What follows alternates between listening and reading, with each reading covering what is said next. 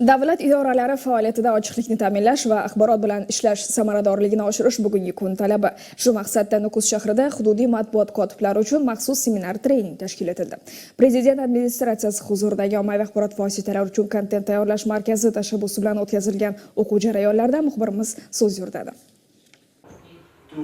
UNESCO O'zbekiston Respublikasi Prezidenti administratsiyasi huzuridagi ommaviy axborot vositalari uchun kontent tayyorlash markazi hamda Shveysariya taraqqiyot va hamkorlik agentligi bilan hamkorlikda Nukus shahrida hududiy matbuot kotiblari uchun o'quv seminari tashkil etildi. Mazkur trening hududiy matbuot kotiblarining kasbiy malakasini oshirish, davlat organlarida ochiqlik tamoyillarini mustahkamlash hamda jamoatchilik bilan samarali muloqotni rivojlantirishga qaratilgan. Biz mana shu treninglarimiz doirasida nafaqat axborot olish, axborotga kirish, OAVlar erkinligi, so'z erkinligi to'g'risidagi nafaqat huquqiy yoki xalqaro standartlar, balki bu mavzularga aynan treningimizning birinchi kuni bag'ishlangan.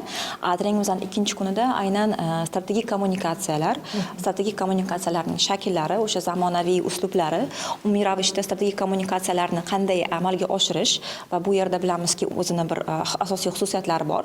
Chunki bu yerda biz aynan davlat organlarining matbuot kotiblari to'g'risida gapiryapmiz va ularning avlat asosiy vazifasi bilamizki o'sha qonunchiligimizga ko'ra davlat organlarining ochiqligini va shaffofligini ta'minlash. Ularning asosiy strategik kommunikatsiyasi maqsadi ham shundan iborat. Aytib o'tish joiz, 2 kun davom etadigan seminarlar UNESCO va Shveysariya taraqqiyot va hamkorlik agentligining axborot olish huquqlari, institutlar hisobdorligi va media kompetentlikni oshirish orqali O'zbekiston hukumati va fuqarolarning imkoniyatlarini kengaytirish qo'shma dasturi doirasida amalga oshirilmoqda. Бұл бағдарда ko'rlikpalarimizni bekemlab жатырмыз.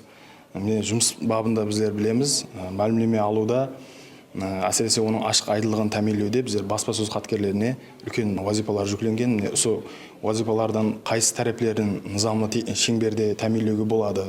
Ямаса бұқаралардың, ямаса журналистердің, алаба хабар құралдары уәкілдерінің, кең жәмиетчілік уәкілдерінің сұрауларына қалай жауап беруге болады. Олардың hücretlerмен ислесуден нелерге ахмет қарату керек, осылар бағдарындағы әмели көлікпеле берілмекте азыр. Seminarda asosan ommaviy axborot vositalari va jurnalistlar erkinligi, davlat organlarining axborot taqdim etish majburiyatlari hamda ushbu huquqning qonuniy cheklovlari muhokama qilindi.